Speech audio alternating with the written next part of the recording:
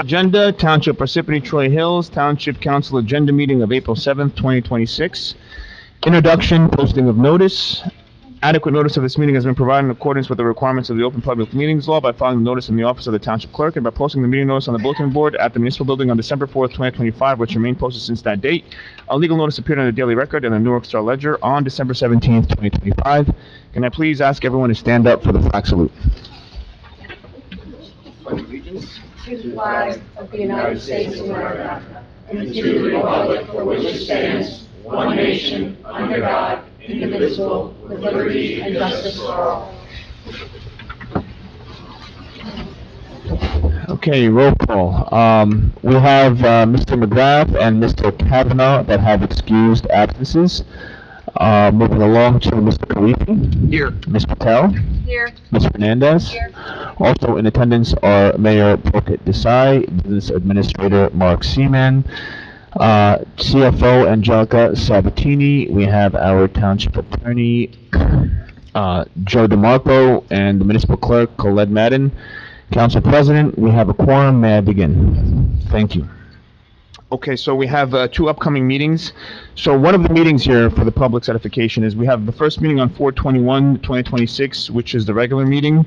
We also have a meeting that should have been listed on the agenda, I do apologize, which is April 14th. That is next Tuesday, and that is the meeting specifically for the budget. It is a budget meeting where the public will be able to ask questions and speak about the budget. That is going to be April 14th, Tuesday.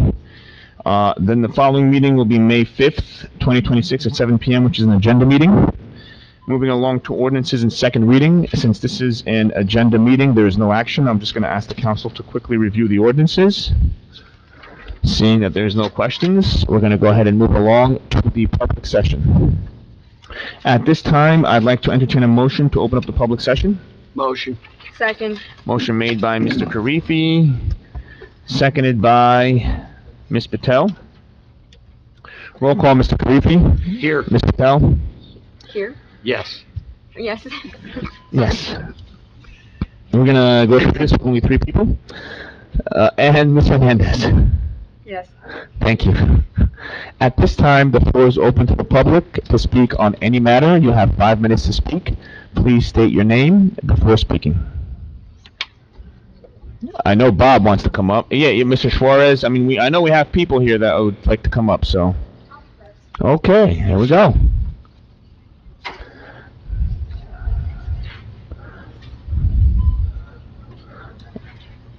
And just state your name, not the address for the record, please. Casera Grasso.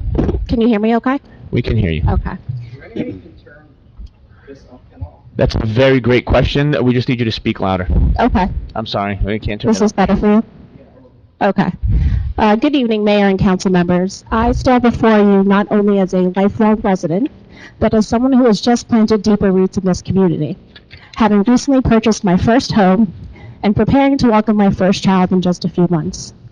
That is why the proposed 9.5% municipal tax increase on top of the Board of Education's 6.5% increase is not just concerning, it's deeply unsettling.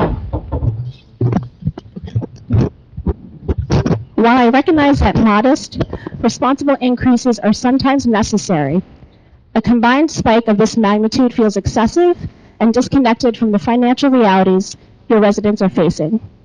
Families like mine are tightening our budgets right now. We are making difficult decisions, prioritizing essentials, and delaying or eliminating anything that falls into the nice-to-have category. I urge you to approach this budget with the same discipline and sense of urgency. We cannot afford business as usual. I ask you to seriously consider a temporary moratorium on hiring. Is it truly necessary to fill every vacant position immediately, or can these hires be strategically staggered over the next several years? Thoughtful pacing could significantly ease the burden on taxpayers without compromising core services. Additionally, I encourage you to reevaluate discretionary spending. Programs like the Fall Festival, farmers markets, and other non-essential initiatives. While these are enjoyable and contribute to community life, they are not fundamental services. In times like these, they should not take precedence over affordability for residents. This is a moment that calls for restraint, not expansion. Fiscal responsibility must be the guiding principle, not a desire to differentiate from prior leadership, but a commitment to the people who live here now and are working hard to stay here. Leadership is not measured by how much you can add, but by how wisely you can manage. Excuse me. I urge you to adopt a more frugal, disciplined approach to this budget and to do everything within your power to reduce the tax burden on your residents. Thank you and have a good night. Thank you, Cassandra.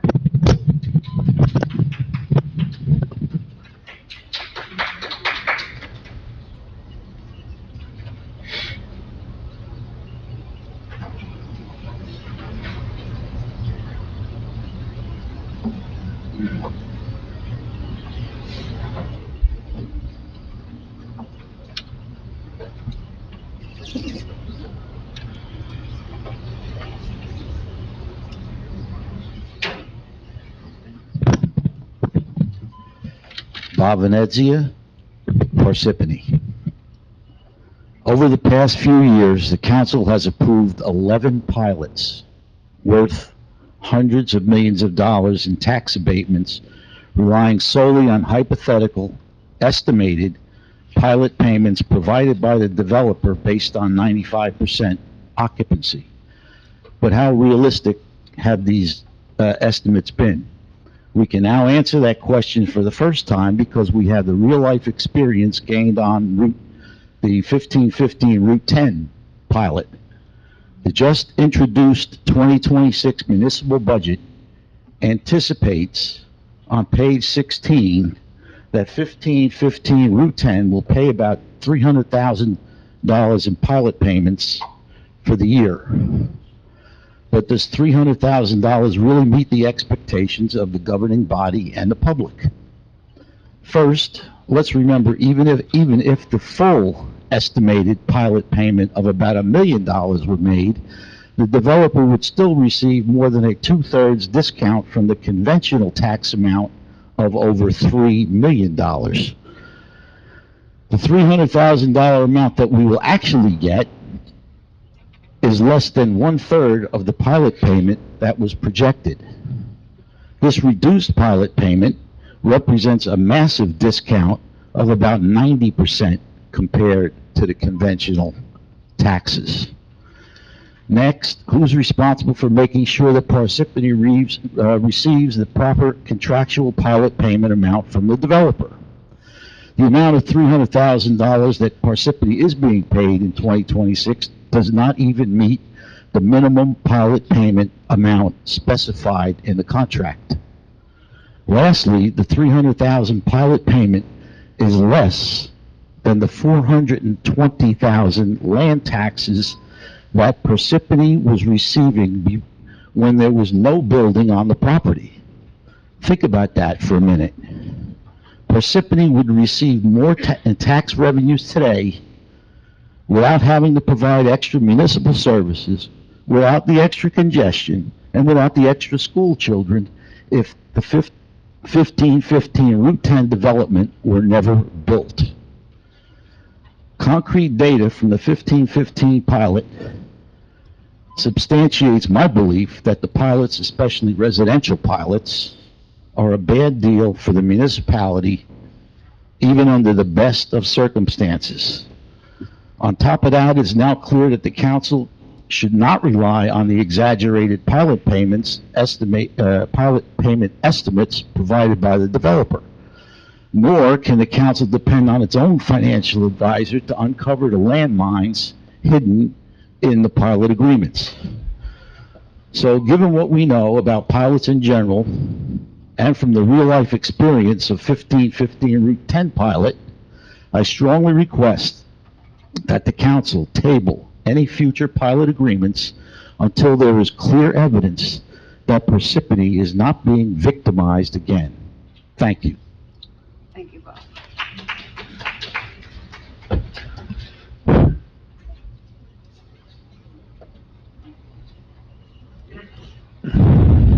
Nick Homyak, Hiawatha. There's an article you can find in the Focus that's still relevant to this day, and it's Council Vice President Janice McCarthy, 0 versus 3.5%. And she explains how we got in the situation where we are now, when they were looting the water utility to keep the taxes stable. And at the same time, and I mentioned this so many times, we had major water infrastructure that collapsed. We needed money for that. We didn't have to have it. We had a bond for it. I believe I heard at the last meeting, we're in debt. Is this true? $87 million we're in debt to? Right? $87 million. All right? I want to pay taxes. I want something in return. Right now, we live in land where we went from tax ratables to pilot deals. We got billionaires making life worse for the rest of us. We have a government in Washington, all we get is war as economy. We get no subsidies, education, housing, and everything. So we're being made into chumps. We're not even citizens anymore. So I'm for the tax raises as long as it stays stable for a long period of time, and no more pilots, like Bob said. We're not going to be able to outmaneuver these real estate lawyers and all these loopholes and everything that they've created. But read Janice McCarthy's letter. You could still find it, June the 18th, Council Vice President, 0 versus, and that 3.5% at the time, the council wouldn't even allow it to pass because they were all the old people and all of this, all the baloney. I'm a senior citizen. I net about $48,000 a year. It's okay for me. I mean, I'll never be able to go to Siberia or Mongolia or anything, but it's possible when you know you're doing something for the common good. But like I said, they threw the common good out the window. And these pilot deals are another step down, helping the rich not pay taxes toward the common good. I get a rebate because my income is so low. I'll get the money back. The day I drop dead, I probably won't get the money back, and the state will keep it, and who cares? But you get the money back. So I mean, but I'm retired. For the young people, I can understand what we're doing to them. But the mortal sin was the pilot deal. You don't go from tax ratables to pilot deals. And it started with UPS in 2014. They profited $14 billion that year. Chris Christie came to town and he stuck the thing, we're stimulating the economy. Yeah, you're stimulating the economy for a temporary job, and you're screwing over the people of Parsippany, pilot number 1. And it seems like it only got worse after that. Thank you, Nick.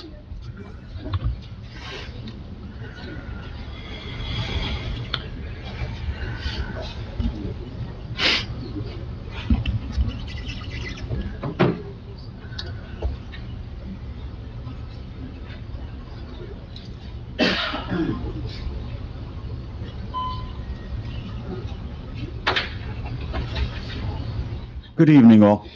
Can everybody hear me? Yes. All right. For those of you who didn't hear, it just broke, no attack. So the Iranian attack has been put off for a couple of weeks. I'm sure that's good news to everyone. During the spring break, I witnessed many younger people riding e-bikes. Is wearing a helmet and our front and rear lights mandated? I don't know. Does anybody know? I would assume when summer break is upon us, the number of residents of all ages using e-bikes will only increase and they do come in adult sizes. Many times enthusiasm overtakes common sense, and accidents can occur. However, there may be a way to try and make the situation somewhat safer at night. There are a quantity of streetlights that I observe just in the area I live in that are presently out of service. To give an example, there are 3 consecutive Cobra head fixtures that are out of service on Knoll Road. They are located across the street from and in the vicinity of the school. I would estimate the dark area to be a few hundred yards long. I used to pay PSE&G when I had to take care of campus lighting over $42 a month, and that was 15 years ago. The maintenance of our streetlights are part of the monthly fee for them, so no additional cost would be charged to make these lights work. If a survey schedule of these fixtures is not part of the PM program the city has, I would like to suggest a townwide survey be performed to identify the inoperative fixtures by recording the pole numbers on the fixtures they are attached to and forwarding the list to JCP&L. They will fix or replace the fixtures in question. And yes, I think you can never have enough lighting for a host of reasons. Better lighting might save someone from being injured or worse. I would hope my suggestion would be considered, and I thank you for your time, and God bless. So, I think the state is writing, or have they passed yet some guidance on e-bikes yet for everyone? So the new law will be in effect. When will the new law be in effect? I was gonna say, I'm pretty sure it will be in effect in July, is what I was told from my July. brother. So, Mr. Flores, the state apparently is passing and working on some laws that will take effect in July. And in the event that they do, even if we were to legislate any ordinance, it will supersede the ordinance. Right. Yes. So, and also, the traffic committee, I believe, I mean, we had talked about this earlier, are interested in the lighting issue. So if you could give that information on the ones that you're concerned about to Khaled. And on pilots, we're going to do things differently, so just understand that it's not going to be the same as before. We're going to look at everything differently. Thank you again. Anyone else? Come on up, Mr. Ray.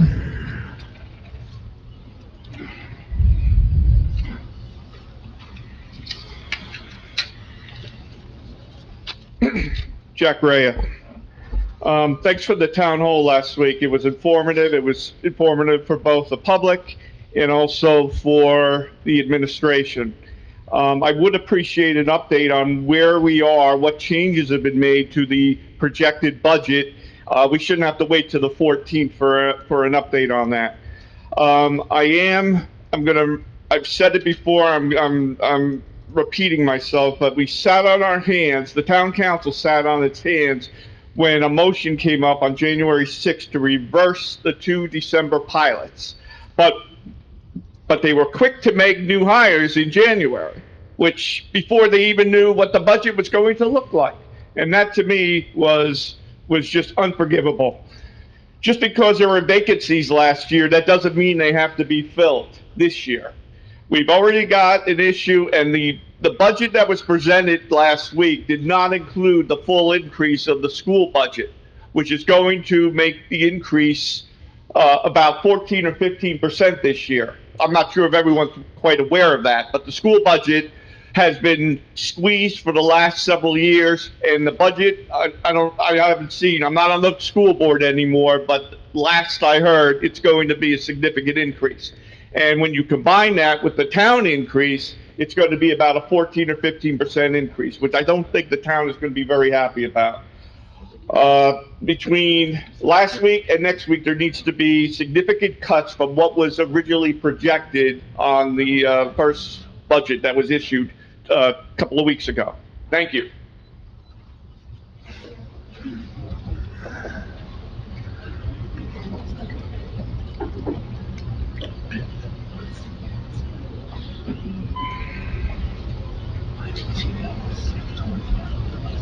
What do you got for me, Tom? Thank you, sir. Tony Fasano, Sedgefield. This is some notes from a previous meeting with the mayor. I want to thank the mayor for your Easter letter. I'm a little disappointed that the governor didn't come out with anything. Also, as far as it just came out on the radio, President Obama, in order to enter his libraries, is going to require a reportable photo ID. So you should be able to have the same ID in order to vote. Congratulations on having the school budget at the high school. It was better than watching it on the side. Everybody was able to see what was going on, more comfortable. Maybe some students can get involved. Affordable housing. Besides the town halls, I've been to 7 different meetings around town. And this is what this is for, because we're playing CNN. It's Pinocchio Award. Okay? We keep saying that it's round figures, we're getting 500 units. We're not getting 500 units. We're getting 2,500 units. And I've asked for plans, I don't know who I got to go to, whether it's the zoning board, the building planning board, to try and put a comprehensive spreadsheet together, because the plans that I've seen are not on the marketable issues, are not 1 bedrooms. They're 2 and 3 bedrooms. So we're going to expect the population of it into Jack's situation, approximately over the next couple of years, 5,000 students. And I keep getting figures of 1.5 to 1.25. So which part of the kid do we educate? From the head down to his waist, or the waist down to his butt, to his feet? It's ridiculous. Plan on the 2,500 units. Can we challenge the governor to come out with an executive order and make her, like everybody else in this room and everybody else in this state, equal? What goes for the town of Parsippany should go for every city and town in this state. You're looking at, they're saying, oh, no, it's just mismanagement, it's fraud. One Board of Education in Newark has 36 Board of Educations. It's 200 million short. Where'd the money go? Montclair, where she comes from, is 40 million short. That's mismanagement? Sounds more like fraud. I'm not declaring our guys, but somebody's got to walk into this state and do something. Question: of everybody that's on welfare, is supposed to have a 30-hour work rule in this town. State and federal mandate. And from what I'm getting back, we have 0 people working. If somebody wants to get back to me, you won't know my phone number. Maybe we could help Nick out clean the streets in Lake Hiawatha. Another issue. We have 1 public library on Halsey Road. We have another one in Mount Tabor. Maybe, like other towns, we should be double utilizing the high schools. We don't need a 3rd library. Place the people in there, make a separate entrance, and do like the rest of the towns do. We're double utilizing it. If they need it, if the school needs a little bit of electricity, fund the bill. It's better than spending $20 million on a new building. Thank you.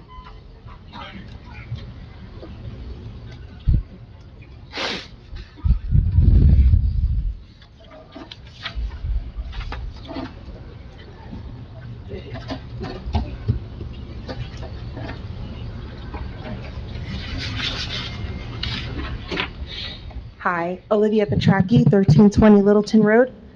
I'm not here to say that taxes should never go up. I understand costs rise and inflation is out of control. But a 9.5 increase in a single year for us to simply apply is too much in a single year. For us is I'm sorry, I'm reading because I can't see. My income doesn't go up 9.5% in 1 year, and I'm sure none of the other residents do either. So why is the township expecting us to absorb such a heavy kind of increase so instantly? Before asking the residents to pay significantly more, the township should demonstrate 2 things.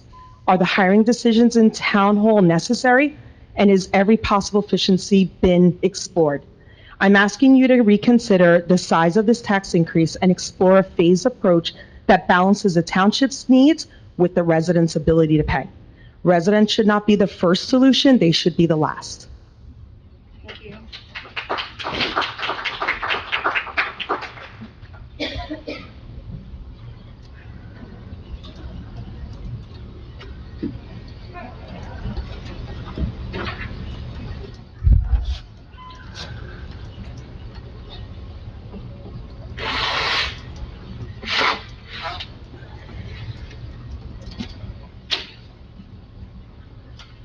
Thank you for hearing us out, Mr. Mayor and Township Council members. I have lived in Parsippany 67 years. I remember when there was a farm on North Bubbwick Road. I remember over there where there were no houses, there were no buildings, it was all woods. It was a beautiful suburban town that we lived in. With all of these pilots and all of the overbuilding that we are doing, we are turning this beautiful suburban town into a city. I don't believe that that is where any of the residents would like to see this town go. Also, with the budget. So you are proposing a 10% increase. There are a lot of senior citizens in this town who go to Food Town at night to get the leftovers that are on the buffet. They are not going to be able to absorb a 10% increase. They're going to be put out of their houses because it's going to come down to my house or do I eat? That's not where we want our citizens to go. I strongly urge that you go back line item by line item and see where you can take out some of the expenses. If it's in the capital improvements, the other expenses, the open jobs, there has to be some way to bring that down. I understand we're in a hole, but do we have to fix it all in 1 year? Can it be more over time? And with all of these pilot programs and everything that is happening with these increases, the people who pay the most are our children. Our school systems, there are the same amount of schools when I was a kid that there are now, except that the class sizes went from 15 to 26, 29. We can't do that. As a teacher assistant in another district, it hurts the kids.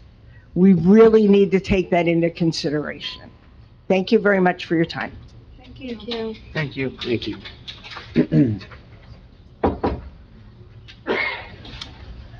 Anyone else? Okay, I don't Okay. see anyone else. Go ahead. I'm just waiting because I know Mr. Howard came in late, so I didn't know if he wants to speak. Yeah, no problem. Okay, seeing no one else, I'd like to entertain a motion to close the public hearing. Motion. Second. Motion made by Mr. Karifi, seconded by Ms. Hernandez. Roll call, Mr. Karifi? Yes. Ms. Patel? Yes. Ms. Hernandez? Yes. Okay, the floor is closed.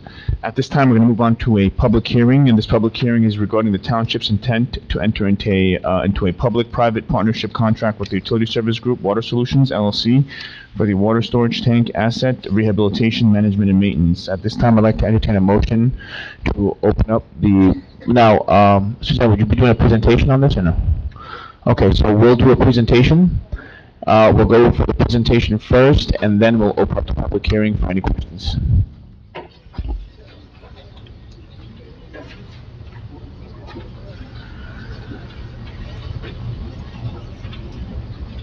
Good evening, Mayor and Council. Suzanne, I need you, could you just use that mic? You just grab that microphone. You want to give her the mic? Just yank it, don't worry, it's already broken. This is an overview of a proposal that we're preparing to enter into a long-term public-private partnership agreement that is established through the competitive request for proposals process. The selected partner is Utility Service Group Water Solutions, LLC. The scope of the agreement pertains specifically to the maintenance of the water storage tanks, not the broader water system. Therefore, there will be no transfer of ownership or control of the township's water system or infrastructure. The township will retain full authority and oversight for all water operations. Historically, tank work was procured through individual competitive bids. This approach addressed only one tank at a time. The program will now cover all 10 tanks at once. Some of the goals for the program are to ensure long-term structural integrity of all tanks, maintain operational reliability and performance, provide protection against corrosion and deterioration, and extend the useful life of the existing assets. The program is a phased rehabilitation approach, so it's a planned rotating schedule that will be implemented. The tanks will be prioritized based on condition and need. Each tank will undergo full rehabilitation in its designated cycle. The comprehensive asset management program includes things such as annual and visual inspections, full rehabilitation services, interior and exterior repainting as needed, structural repairs, interior cleaning, washouts. Some of the benefits to the township are that this program is a proactive maintenance instead of reactive repairs. It's improved safety and regulatory compliance. There's cost predictability over the long term, access to specialized expertise and industry best practices, and it reduces the risk of unexpected failures or emergency repairs. The partnership is a targeted, responsible investment in critical infrastructure.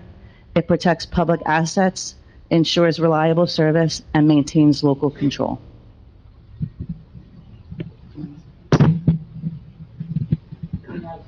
Nick has a piece from the Utility Services Group. Nick is from the Utility Services Group. He's going to do a PowerPoint presentation. Thank you for having me, council members. My name is Nick Rapagnani. I work for USG Water Utility Service Group, and we are the proposed contractor of choice through Competitive Public-Private Contracting Act. So we wanted to, as Suzanne said, give you a little bit of background on what it is. So it's proactive asset management maintenance plan that keeps your tanks inspected, maintained, repaired before problems occur. So over time, what this does is it provides a guarantee for the assets, and it also reduces cost of ownership over time by doing proactive repairs. So what it is not, which is always something good to address, some of the questions, it's not a takeover. The township retains full control of all of its assets. It's really just a maintenance program, maintenance contract. So there's no concern with that. You're not locked in. The contract is annually renewable. So the only obligation is work that has been performed, not future work. And it's not limiting any future options. The township can opt to change directions, change the program, or go a different direction entirely at any point. Suzanne already went over a lot of the different aspects of the program, so I won't get it too much into the technical side, although I'm available for questions on that. We have a lot of proven performance of our maintenance partnerships. Some of your neighboring communities that have partnership agreements with us like this that we competitively won are Rockaway Township, Borough of Butler, Hohokus, Fair Lawn, Lincoln Park, Mawa, just to name a few, up here in North Jersey, many, many others in the state. The idea is that we have thousands of these municipal partners here in the East, and that reduces the risk for the township and for the water utility in general. And how we drive lower life cycle costs is really working with the township on 10-year capital planning, and you'll be able to, ask any questions you need to on that. But AWWA, which is American Water Works Association, talks about asset management, and here in New Jersey, we're required to have asset management through the Water Quality Accountability Act. And what AWWA says on that is proactive asset management is 1/3 less cost than reactive management, which would be letting something run all the way to failure and then fixing it. And typically that's done with setting it out to bid, and then you're getting whatever quality you get for that, which can be variable. So we're planning the life cycle work, and the work is guaranteed. So as long as you're in the partnership, everything is contractually guaranteed. So that's something that is not normal in the market, unlike the bid market. And you'll see that on my next slide with one example of one of your water assets that we want to restore and be able to take pride in the image of the community and restore to DEP compliance. Also, one of the other questions that a lot of times gets asked is the labor impact. So there's 0 township employees impacted by this. That's written into our contract. It was one of the things that the state, just through back and forth of these partnerships, we put into all contracts now. It's in-house management plus union and prevailing wage labor. So there's local IUPAT, which is International Union of Painters and Allied Trades. And really what we're talking about is up to 400,000 people, and I realize that this may be some people twice a day because you're going out west and then back east, or north and then south, but probably the busiest interchange in the state of New Jersey. I'd put money on that. So up to 400,000 views of this tank on a daily basis, or we're looking forward to it looking something like this in the near-term future. And really, we're a contractor and a partner, so we're here for the long term. We're not just coming in and doing one-time work that's warranted for 1 year, and then anybody can make something look good for 1 year. We're really here to take the complexity of the cellular, the engineering, the manufacturing of the coatings, inspection, the contract work, and all of the services, and really be a point of accountability for that, and we're okay with that. We want that, and we take that on in our contract. And so what that looks like financially with the well-run water utility that you have is financial stability and financial sustainability. So the red line is really kind of a reactive approach, which is run to failure. You have this big spike of a capital project, and then you have these little unknowns here in the line, and then you have that another big spike of a capital project later in the cycle. What our program does, and I encourage you to reach out to our references for proof of this, but it's a budgeted amount spread over time, and then an annual sustainable partnership where you have a set, locked-in, capped, inflation-capped budget that gives you stability and gives you just better management at a lower cost over time. That is really it. Happy to entertain questions. So is, just a question, so is one of the purposes to have a more predictable maintenance year to year? So for budgeting purposes and accountability, is that one of the long-term goals? Absolutely, both of those things. And part of asset management, which is required by Water Quality Accountability Act, the reason that it's required is for that. It creates and drives costs down to have that predictability of the budget and predictability of the maintenance. And then that preventive maintenance also then reduces the risk of any critical failure or anything of that nature, right? Correct, exactly. Letting a tank go to, the point of this will then, require more expensive repair, whereas an approach that is going to maintain something from occurring like that will then cost less. And increases the asset life of the Absolutely. asset, Yeah. right? I mean, these tanks can last over 100 years if they're maintained properly. If they're maintained. Exactly. Correct. Okay, thank you. Absolutely. How long have you been in these other towns, like Rockaway and? Yeah, we've been, so our company is the same organization since 1963. We are the originators of the tank asset maintenance program nationwide, although we started here in the East, and that started in the early 1980s. So our longest clients are from the early 1980s, and within the state from around 2000. Okay. Thank you. Okay, any other questions? Just out of curiosity, how long would it take that looking like the other picture? Yeah, so the transformation to this, in terms of people out in the field, a couple of months for the construction time frame. Okay, so generally I wouldn't allow this, but since I do see 2 questions and... There's a public hearing. Oh yeah, it's a public hearing, so I have to open it up, sorry. Come on, I was just making it because I like these 2 guys, that's why. All right. Come on up, Mr. Pizzano. You need a motion. Okay. Oh, I didn't do that yet? Oh, sorry. Can I please have a motion to, entertain a motion to open up the public hearing? Second. Okay, motion made by Mr. Hernandez, seconded by Mr. Karifi. Roll call, Mr. Karifi? Yes. Ms. Patel? Yes. And Ms. Hernandez. Okay, come on up, Mr. Pizzano and Mr. Suarez. So it's okay to talk. I got actually 3 questions. Quite familiar with preventive maintenance. Do you turn around, do you do just maintenance or do you reman? Because we're having a problem with our sewer department where we went in and put up more efficient electric motors in, but nobody had the brains to turn around and reman the pump. So actually that's what we're going to be doing now, and then we're going to be replacing the same motors back on. From my perspective from transportation, you reman it, you do the whole job. Who monitors your ROs, repair orders? And as far as prevailing wage goes, are you all responsible for the prevailing wage payment, and are you certified for it? Because I'm certified for New York State, Pennsylvania, and New Jersey. So to me, Number three first, yeah, we're absolutely certified prevailing wage. The wage goes to you directly or to your company Yes, exactly, absolutely, we're certified prevailing wage. So as far as prevailing wage goes, as part of the agreement, they will have to submit to us certified payrolls each time that they go out and do work.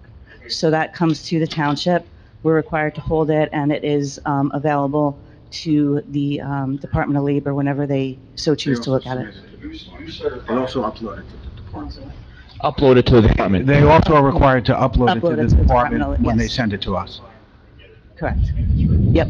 I've gone through RLOs, those where people didn't get it, they can go into the pension. Yeah, we won't give them a payment unless they submit it to us. Okay, just double checking, you have to be certified, you know, by the state. Thank you. Thank you. Thank you, Mr. Suarez.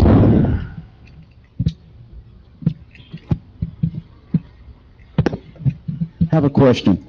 Normally, maintenance contracts are not entered into on a yearly basis. The reason for that being is a company really doesn't have the incentive to keep the product up to standard if they're not on the hook for more than 1 year, if you will. Okay? Additionally, am I correct that all public bidding is mandated by the prevailing wage throughout the state, no matter what the job is? Am I right?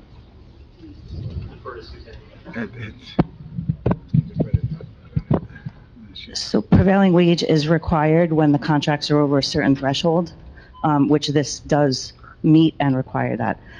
This specific project is not done by a traditional bid. It's called a request for proposal, very similar, but the same requirements, the same requirement for prevailing wage as well. Can I address your other question? Sure. I have another. The annually renewable only applies to the owner side. Us as the contractor cannot break that contract on an annual basis. So we are locked into the cost structure that we've furnished to them through the RFP process. So our incentive has to be long-term in order to maintain that. So that's a good point of clarification.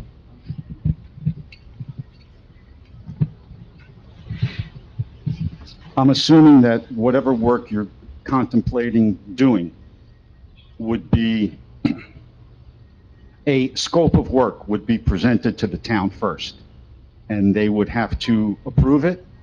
Or is this something that you just say, well, this needs to be done, and our contract says it needs to be done, and we're going to do it? Or do you need the go-ahead from the township first?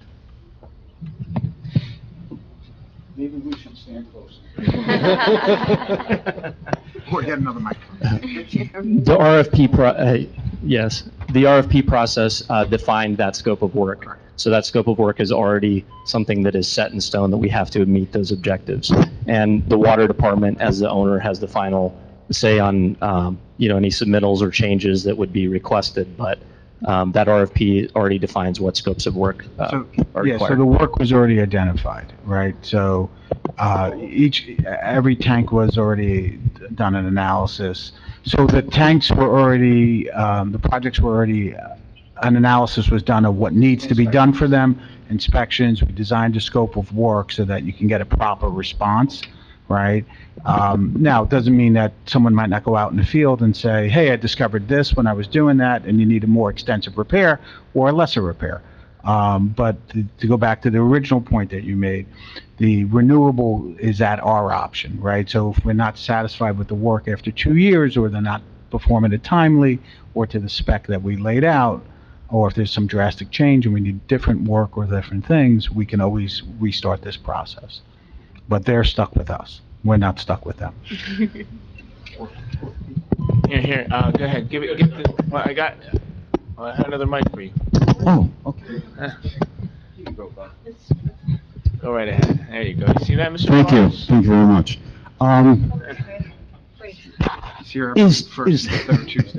Is there, Go ahead. how much of a backlog of work do you anticipate would be addressed now? Translation, are we late in getting to this problem? And what these things that should have been taken care of before? Yeah. I mean, it's hard to answer that impartially. I That's see why I a lot asked of you. towns that are in a lot worse position, but there are some immediate needs that do need to be addressed on some of the tanks. I would probably defer to Sean to make any corrections to that statement, but I think you're addressing it sooner rather than later is a good idea for the reasons we have asset management, which is the longer you let it go, the more it costs. So I think you're at the right time. How much of this do you anticipate? You got 5 seconds. Okay, how much of this do you anticipate is cosmetic and how much is structural? So anything that you see on a tank that looks like this is corrosion, which means that you're getting the steel turning back into ferrous iron, which is it's degrading and starting to lose its structural integrity. To the extent that that happens, we have tests for that to determine what the necessary repairs are and the proper fix. But whenever you see rust or corrosion, as we call it in the industry, it means that not good things are happening to the steel. It's starting to flake off and you're losing material, which obviously you want to protect. Okay. Thank you, everyone. Anyone else? Come on up, Nick. Number one, is this entropy in the water tanks, because I don't see anything else here, is that a direct result of the neglect suffered by not utilizing our water utility surplus fees for maintaining the system? That's beyond his expertise, Nick. Nick, that's beyond his expertise or the scope of this. All But right, good point. The maintenance, does it include like a checklist, annual, quarterly, weekly? What exactly, like Richie said, how much of this is cosmetic and how much is actually, if the outside of that tank rusts, how does it affect the water on the inside of the tank? Or does it ever? It could. Yeah, so the rust affects the structural integrity of the tank itself. The interior of the tank also is subject to off-gassing of the disinfection, which you're using chlorine for. So the interior of the tank also has coatings that protect the steel, and then that steel starts to corrode when that chlorine off-gas is in there. So all of the tanks have a scope of work for the interior and the exterior in order to protect the structure of the tank.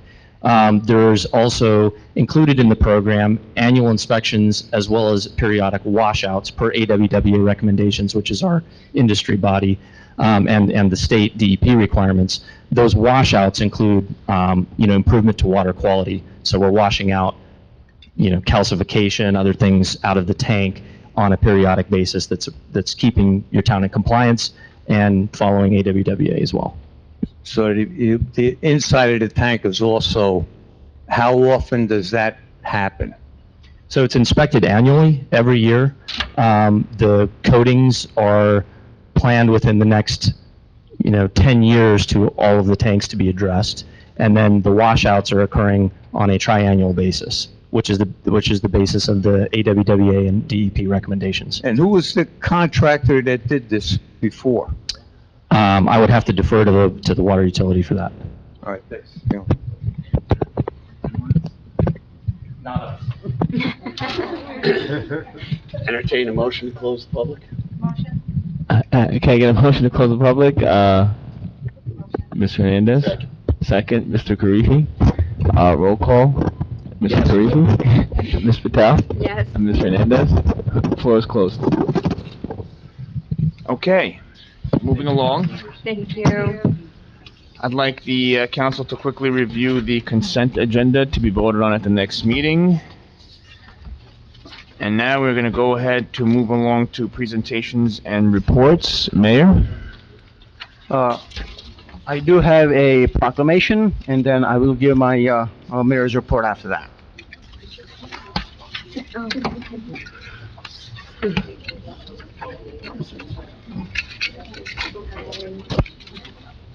Thank you.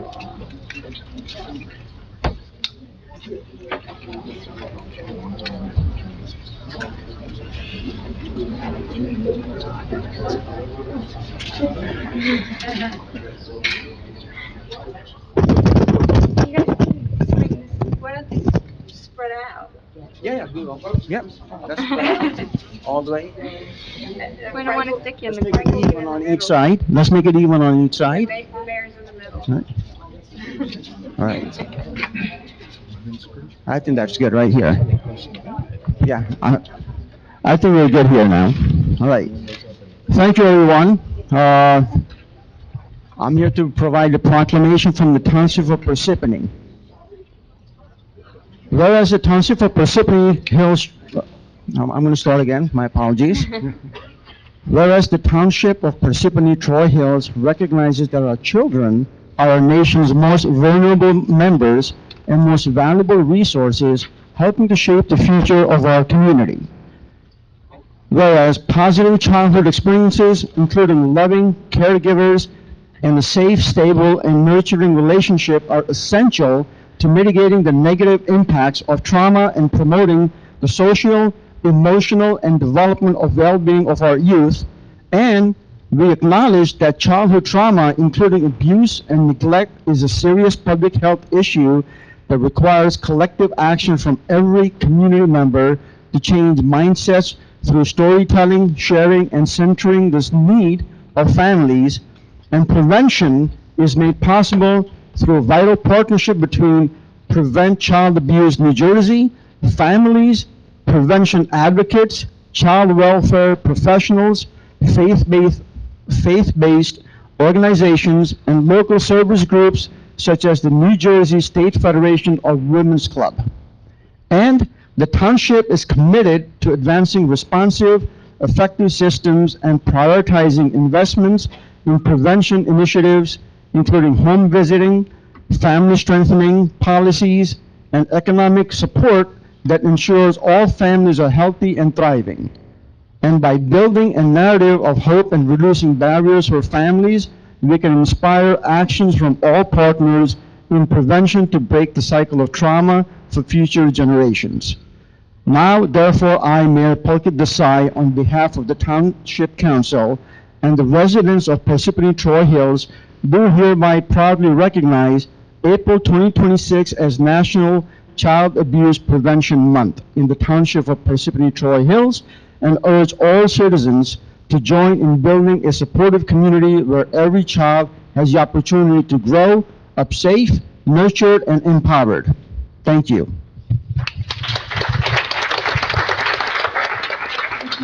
You're welcome. Can everyone squeeze together for a photo? Let's get closer and put our pinwheels up. Do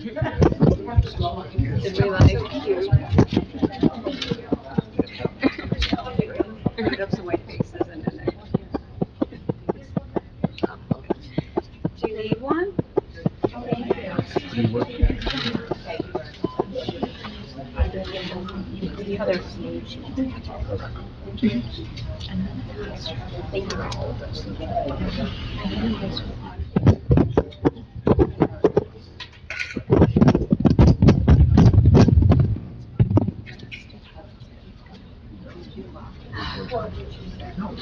Okay, read something in that here. So we can, no phones anymore. That makes sense. That's what he said. He said that no phones, especially since.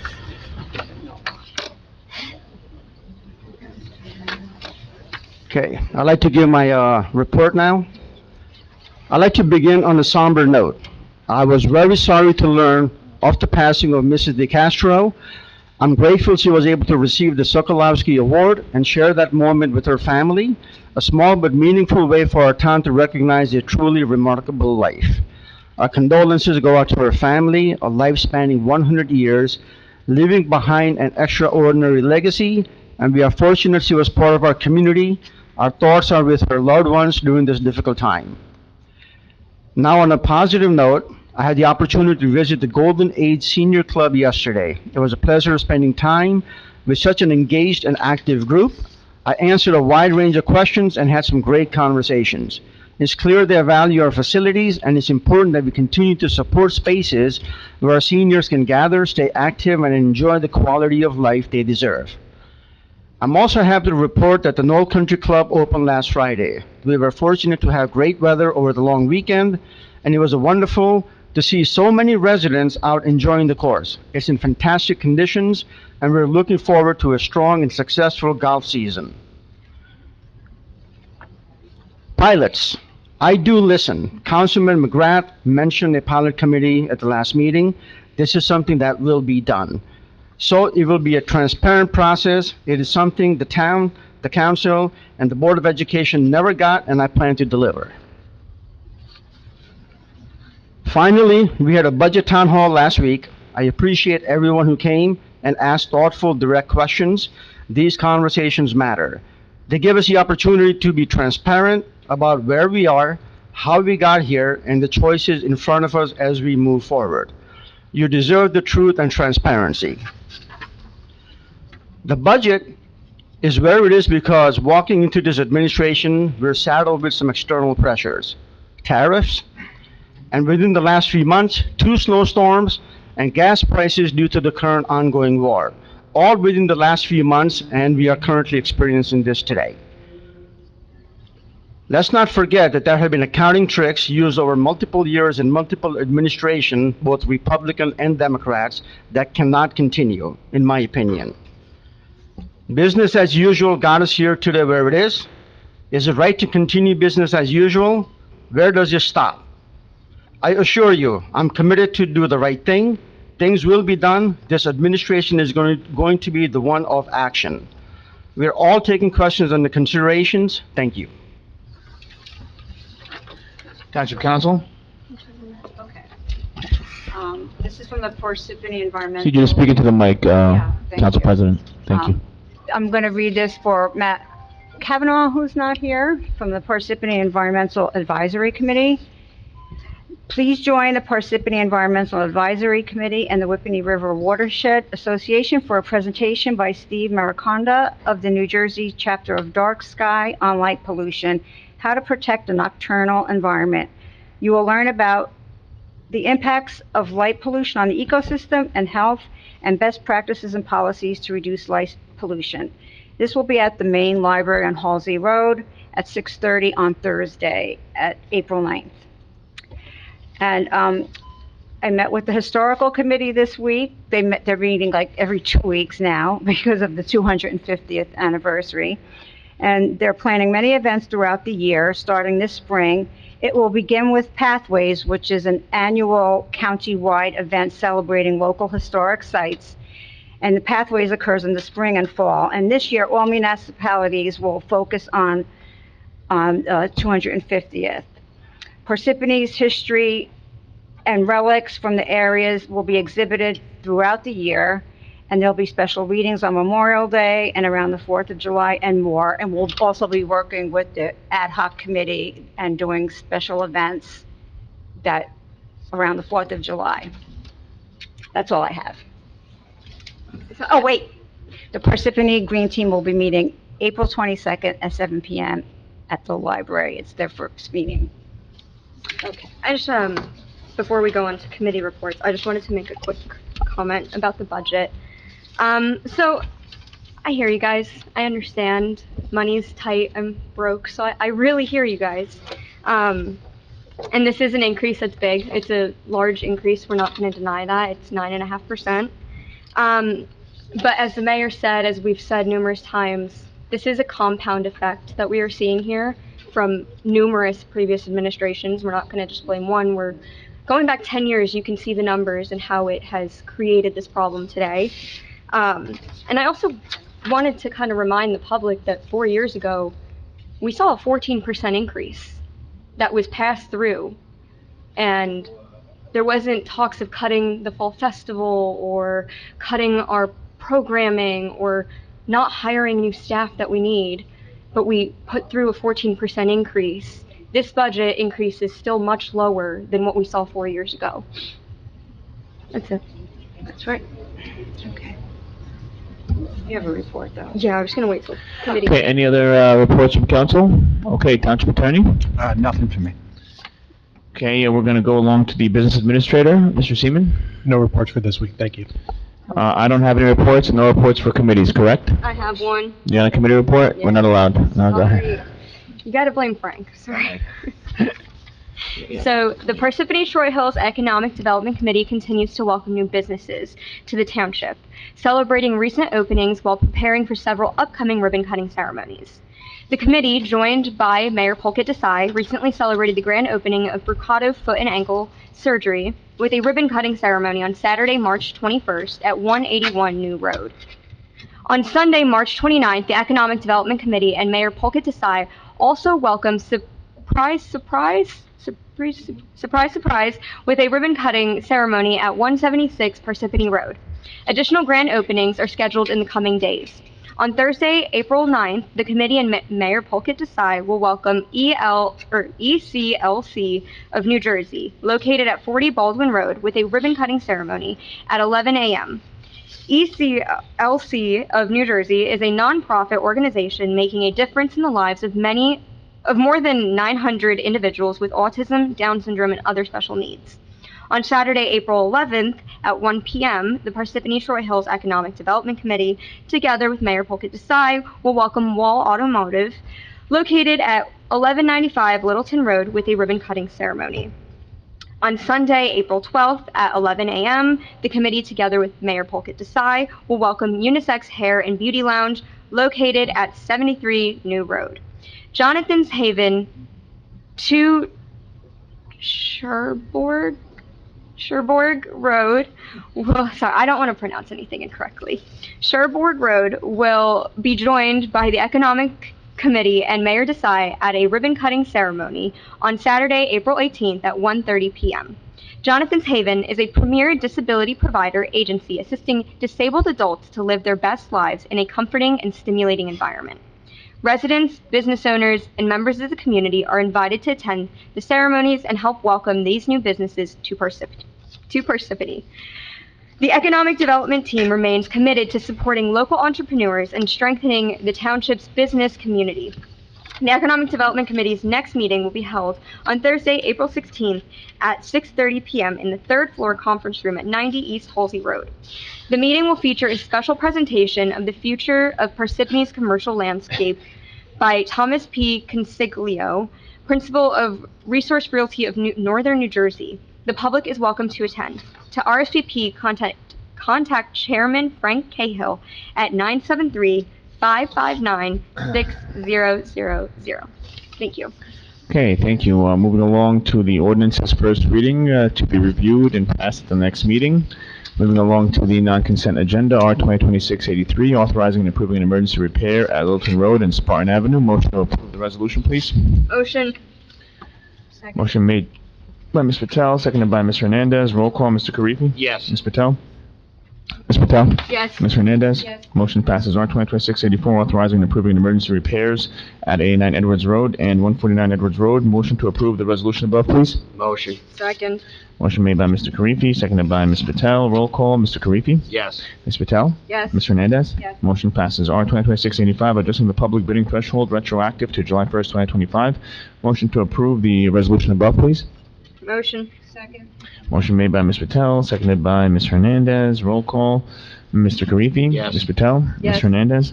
Yes. Motion passes. R 2026-86, authorizing a person-to-person transfer of plenary retail distribution license, Avalon Parsippany SV LLCs from HST Lessee, CMBS LLC. Motion to approve the resolution above. Motion. Second. Motion made by Ms. Patel, seconded by Mr. Karifi. Roll call, Mr. Karifi. Yes. Ms. Patel. Yes. And Ms. Hernandez. Yes. Motion passes. R 2026-87, authorizing the appointments of Thomas DiRenzo as a township fire official. Motion to approve the resolution above. Motion. Second. Motion made by Mr. Karifi, seconded by Ms. Patel. Roll call, Mr. Karifi. Yes. Ms. Patel. Yes. Ms. Hernandez. Yes. R 2026-88, adopting bidder pre-qualification regulations for the Craftsman Farms White Cottage Phase 2 Rehabilitation Project. Motion to approve. Motion. Second. Motion made by Mr. Karifi, seconded by Ms. Patel. Roll call, Mr. Karifi. Yes. Ms. Patel. Yes. Ms. Hernandez. Yes. Motion passes. Moving along to approval of payroll and bills list, CFO Angelica Sabatini recommends authorization for payment. 1, authorizes payment of the April 10, 2026 regular miscellaneous payroll estimated at $1,650,000. And 2, payment of bills from voucher list of 4726, which is $3,872,566.12. Motion to approve the authorization for payment. Motion. Second. Motion made by Ms. Patel, seconded by Mr. Karifi. Roll call, Mr. Karifi. Ms. Yes. Patel. Yes. Ms. Hernandez. Motion passes. Can I please have a motion to adjourn the meeting? Motion. Second. Motion made by Ms. Hernandez, seconded by Ms. Patel. Roll call, Mr. Karifi. Yes. Ms. Patel. Yes. Ms. Hernandez. Yes. Okay, we are adjourned. Everybody have a great night. Thank you.